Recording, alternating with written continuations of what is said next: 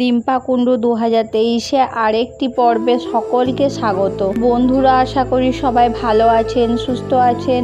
মা ষষ্ঠী দেবীর অশেষ কৃপা পেতে কমেন্ট বক্সে অবশ্যই লিখুন জয় মা ষষ্ঠী দেবীর জয়। এই পর্বে আলোচনা করব 2026 বাংলায় 1433 বঙ্গাব্দে জামাই ষষ্ঠী বা অরণ্য ষষ্ঠী কবে অনুষ্ঠিত হতে চলেছে।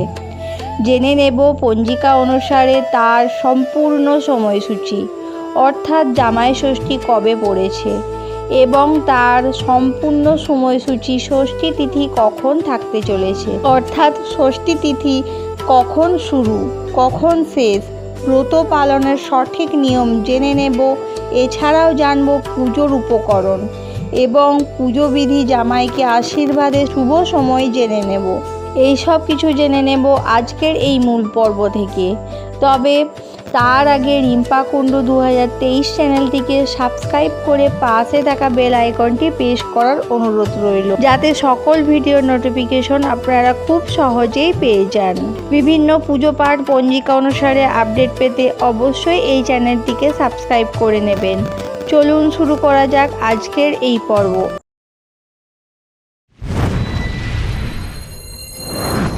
এই জামাই ষষ্ঠীর দিন শাশুড়ি মায়েরা আলাদা করে উপোস পালন করে, পুত্রসম্মত জামাইকে নিয়ে আলাদা করে উৎসব পালন করেন।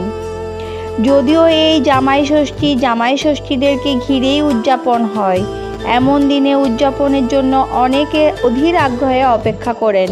চলতি বছরে জামাই ষষ্ঠী কবে পড়েছে, ষষ্ঠী তিথি কখন শুরু হচ্ছে, কখন সমাপ্ত হচ্ছে, এই দিন জামাইকে আশীর্বাদের সবথেকে শুভ সময় কতক্ষণ থাকতে চলেছে, এছাড়াও ব্রত পালনের সঠিক নিয়ম, পুজোর উপকরণ এবং বিধি। চলুন জেনে নেওয়া যাক 2026 সালে বাংলায় 1433 বঙ্গাব্দে জামাই ষষ্ঠী অথবা অরণ্য ষষ্ঠী অনুষ্ঠিত হতে চলেছে 20 জুন 2026 বাংলায় 5ই আষাঢ় 1433 শনিবার। ষষ্ঠী তিথি শুরু হচ্ছে 19 জুন 2026 বাংলায় 4ঠা আষাঢ় 1433 শুক্রবার রাত্রি 10:18 থেকে জামাই ষষ্ঠী বা অরণ্য ষষ্ঠী। ষষ্ঠী তিথি সমাপ্ত হচ্ছে 20 জুন 2026 বাংলায় 5ই আষাঢ় 1433 শনিবার রাত্রি 8:59।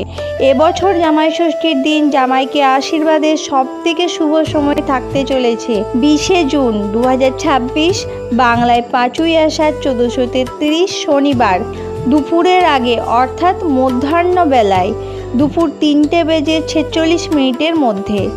জামাই বরণ ও জামাইকে আশীর্বাদ করার সবথেকে শুভ সময় থাকতে চলেছে জ্যৈষ্ঠ মাসের শুক্লপক্ষের ষষ্ঠী তিথি। মা ষষ্ঠীর কৃপা লাভের আশায় জামাই ষষ্ঠীর মঙ্গল কামনায় জামাই ষষ্ঠী পালিত হয়।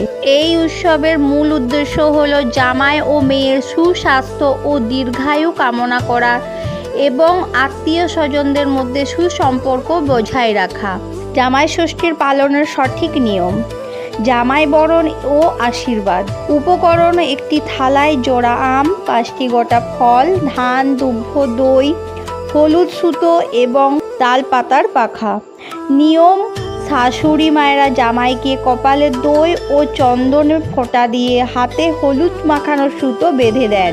এরপর ধান দুব্বা মাথায় দিয়ে আশীর্বাদ করেন। আশীর্বাদ করার সময় শাশুড়ি তাল পাতার পাখা দিয়ে জামাইকে বাতাস করেন এবং 60 60 60 ষষ্ঠী দেবী আশীর্বাদ হিসাবে বলেন। উপোস ও পুজো: জামাই ষষ্ঠীর দিন বাড়ির মেয়েরা যাদের সন্তান আছে মা ষষ্ঠীর উদ্দেশ্যে উপবাস বা ব্রত পালন করেন। ষষ্ঠী দেবীর পুজো: হলুদ সুতো মা ষষ্ঠীর ঘটে ব্যবহার করা হয়। পুজোর উপকরণ: ঘটে আমপল্লব, সিঁদুর, ধূপ, প্রদীপ, ধান, দুব্বা, বিজোড় সংখ্যার 5, 7 বা 9 রকম ফল, বিভিন্ন মৌসুমি ফল যেমন আম, জাম, কাঁঠাল, লিচু, কলা ইত্যাদি দেন।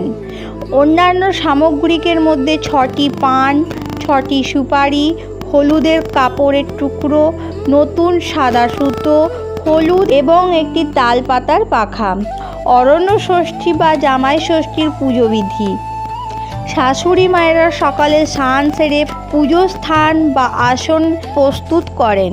মা ষষ্ঠীর উদ্দেশ্যে ঘট ও আম পল্লব স্থাপন করা হয়। ফুল, বেলপাতা ও ফল নিবেদন করে পুজো সম্পূর্ণ করা হয়। পুজোর পর শাশুড়ি মায়েরা হলুদ ও তেল মাখানো পবিত্র সুতো জামাইকে ডান হাতে বেঁধে দেন। এটি সুরক্ষা ও মঙ্গলের প্রতীক। জামাই ও মেয়ের কপালে টক দইয়ের ফোঁটা দিয়ে মাথায় ধান দুব্বা দিয়ে আশীর্বাদ করা হয়। তালপাতার পাখার সাহায্যে জামাইকে বাতাস করে 3 বার ষাট ষাট ষাট বলা হয়। সর্বশেষে জামাইকে নতুন বস্ত্র উপহার দেওয়া হয়।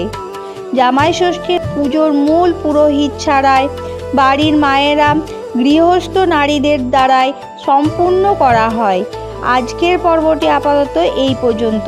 আপনাদের ভালোবাসাই এই চ্যানেলের আসল শক্তি। ভিডিওটি যদি ভালো লেগে থাকে তাহলে অবশ্যই একটি লাইক করে দেবেন এবং হেল্পফুল বলে মনে হলে নিজেদের ফ্রেন্ডস ফ্যামিলির সাথে শেয়ার করার অনুরোধ রইল। সবাই ভালো থাকবেন, সুস্থ থাকবেন। দেখা হচ্ছে আগামী পর্বে।